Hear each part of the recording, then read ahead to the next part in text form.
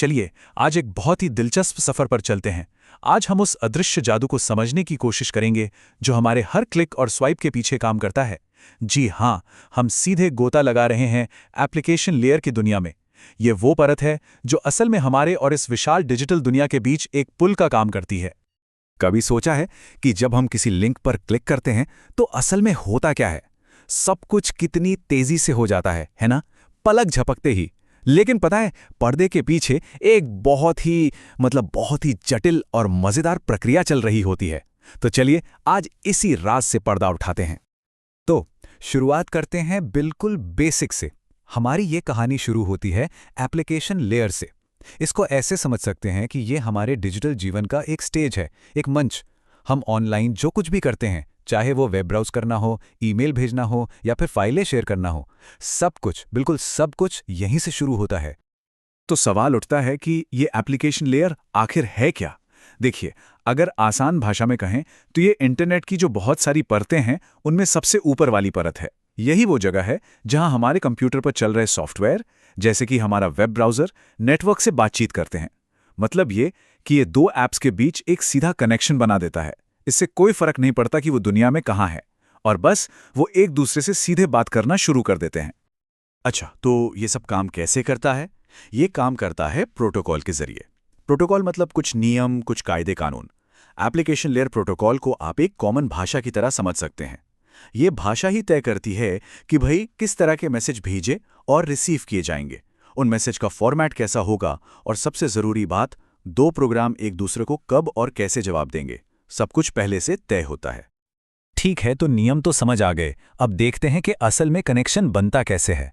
देखिए, कोई भी डेटा भेजने से पहले एक कनेक्शन बनाना पड़ता है।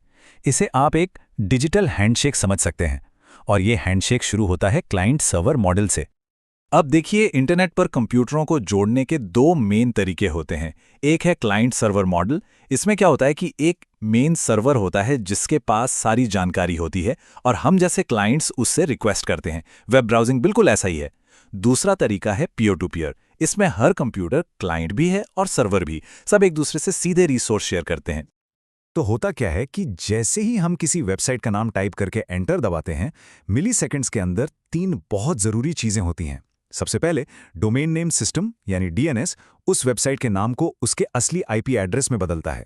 फिर हमारे कंप्यूटर और उस सर्वर के बीच एक पक्का भरोसेमंद टीसीपी कनेक्शन बनता है, और आखिर में हमारा ब्राउज़र अपनी पहली रिक्वेस्ट भेजता है। ये सब पलक झपकते ही हो जाता है। और यहाँ एक और बड़ी मजेदार चीज़ है, हमारा मैसेज सिर्फ आईपी एड्रेस पर नहीं जाता, ये खास पोर्ट नंबर पर भी जाता है। इसको ऐसे समझिए, आईपी एड्रेस तो हो गया एक बड़ी सी अपार्टमेंट बिल्डिंग का पता, और पोर्ट नंबर है उस बिल्डिंग के अंदर का एक खास फ्लैट नंबर। इसी से ये पक्का होता है कि हमारी रिक्वेस्ट सही एप्लीकेशन तक पहुंचे, मतलब वेब सर्वर सॉफ्टवेयर तक। तो कनेक्शन बन चुका है, हैंडशेक भी हो गया। अब शुरू होती है असली बातचीत, और ये बातचीत होती है एक खास भाषा में जिसका नाम है HTTP यानी हाइपरटेक्स्ट ट्रांसफर प्रोटोकॉल। यही है वर्ल्ड वाइड वेब की जुबान।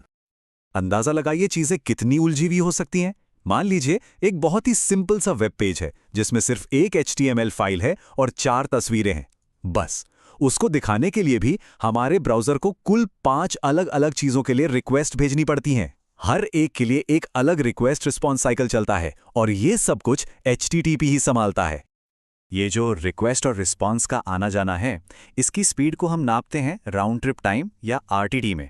RTT का मतलब है कि एक छोटे से डेटा पैकेट को क्लाइंट से सर्वर तक जाने और फिर वापस आने में कितना टाइम लगा। किसी वेब पेज की रिक्वेस्ट भेजने और उसका जवाब मिलने में कम से कम एक RTT तो लगता ही है। तो समझ लीजिए, यही नेटवर्क की स्पीड का एक ज़रूरी पैमाना है। तो ये HTTP रिक्वेस्ट असल में दिखती कैसी है? इसके 3 मेन हिस्से होते हैं। पहला है रिक्वेस्ट लाइन। ये सर्वर को बताती है कि करना क्या है, जैसे गेट कमांड का मतलब है कि हमें कुछ चाहिए। फिर आती हैं हेडर लाइंस, जो कुछ एक्स्ट्रा जानकारी देती हैं। और आखिर में होती है एंटिटी बॉडी, जिसमें वो डेटा होता है जो हम भेज रहे हैं, जैसे किसी फॉर्म में भरी हुई जानकारी। अब जब सर्वर को रिक्वेस्ट मिल जाती है तो वो एक रिस्पॉन्स मैसेज से जवाब देता है, और इस मैसेज की शुरुआत होती है एक बड़े ही फेमस 3 डिजिट वाले स्टेटस कोड से। ये कोड क्लाइंट को फौरन बता देता है कि रिक्वेस्ट का क्या हुआ। और मुझे पूरा यकीन है कि इनमें से कुछ कोड तो आपने जरूर देखे होंगे, जैसे 200 ओके, इसका मतलब है सब ठीक है, काम हो गया। 301 मूव्ड परमानेंटली का मतलब है कि पेज अब अपनी जगह बदल चुका है। और हाँ, वो सबसे मशहूर वाला 404 नॉट फाउंड, जिसका मतलब है कि सर्वर को वो चीज़ नहीं मिली जो आप ढूंढ रहे थे। ये सर्वर का बात करने का तरीका है। लेकिन रुकिए, एप्लीकेशन लेयर का काम सिर्फ वेब ब्राउजिंग तक ही सीमित नहीं है। अलग अलग कामों के लिए अलग अलग प्रोटोकॉल बनाए गए हैं। चलिए, कुछ और ज़रूरी बातचीत के तरीकों पर भी एक नज़र डालते हैं। मिसाल के तौर पर फाइल ट्रांसफ़र प्रोटोकॉल यानी FTP को ही ले लीजिए। ये बड़ी बड़ी फाइलें ट्रांसफ़र करने के लिए बना है और HTTP से काफ़ी अलग तरीके से काम करता है। FTP एक साथ दो कनेक्शन इस्तेमाल करता है, एक कमांड्स के लिए और दूसरा असली डेटा भेजने के लिए। और हाँ, ये स्टेट भी बनाए रखता है, मतलब ये याद रखता है कि आप कौन हैं और सेशन में क्या क्या कर चुके हैं। जबकि HTTP तो हर रिक्वेस्ट को भूल जाता है, उसके लिए हर रिक्वेस्ट नहीं होती है। अच्छा, और ईमेल का क्या? उसके लिए है SMTP यानी सिंपल मेल ट्रांसफर प्रोटोकॉल। ये एक खास प्रोटोकॉल है जिसे एक सर्वर से दूसरे सर्वर तक ईमेल को भरोसे के साथ पहुंचाने के लिए ही डिज़ाइन किया गया है। तो अब सवाल ये है कि ये सब जानना इतना ज़रूरी क्यों है? ये इसलिए ज़रूरी है क्योंकि एप्लीकेशन लेयर ही हमारी पूरी डिजिटल दुनिया की वो अदृश्य नींव है जिस पर सब कुछ टिका है। यही वो चीज़ है जो दुनिया भर में कम्युनिकेशन को मुमकिन बनाती है। और यहाँ सबसे अहम बात पता है क्या है? वो ये कि जब भी कोई कम्युनिकेशन होता है तो भेजने वाला और पाने वाला दोनों ही डिवाइस एप्लीकेशन लेयर प्रोटोकॉल का इस्तेमाल करते हैं। और सबसे ज़रूरी कि दोनों के प्रोटोकॉल एक जैसे होने चाहिए, वो मैच करने ही चाहिए। नियमों की यही कॉमन किताब है जो एक देश के ब्राउज़र को दूसरे देश के सर्वर से बिना किसी रुकावट के बात करने देती है। स्टैंडर्ड बनाने का ये जो सिस्टम है, यही ग्लोबल कम्युनिकेशन की रीढ़ है और यही पक्का करता है कि इंटरनेट पर हर कोई एक ही डिजिटल भाषा बोल रहा है। और ये सब हमें एक आखिरी सवाल पर लाके छोड़ देता है। जैसे जैसे हमारी डिजिटल दुनिया और कॉम्प्लेक्स होती जा रही है, स्ट्रीमिंग, VR और न जाने कितने नए नए डिवाइस आ रहे हैं, तो ज़रा सोचिए अगला HTTP कैसा दिखेगा। आने वाले समय के प्रोटोकॉल्स को किन नई चुनौतियों से निपटना होगा। ये एक ऐसा सवाल है जो इंटरनेट का भविष्य तय करेगा। इस चर्चा में शामिल होने के लिए शुक्रिया।